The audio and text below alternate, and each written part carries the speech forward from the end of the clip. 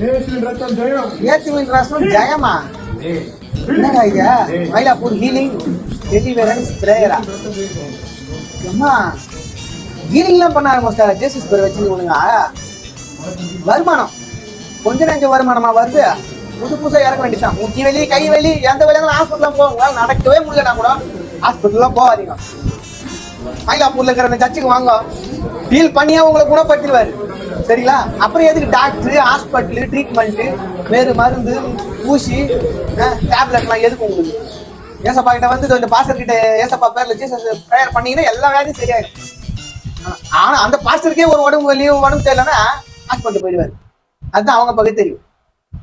இந்த இவங்கெல்லாம் இருக்கிறாங்க முட்டாள்தனமான மூட நம்பிக்கையில ப்ரேயர் பண்ணா சரியாயிடும், ஜபம் பண்ணா சரியாயிடும் அப்படின்னு நினைச்சுக்கிட்டு வருவாங்க. உயிர் போற நேரத்துக்கு ஜபம் பண்ண சொல்லுங்க, பண்ண மாட்டாங்க, ஹாஸ்பிட்டல் தான் போவாங்க.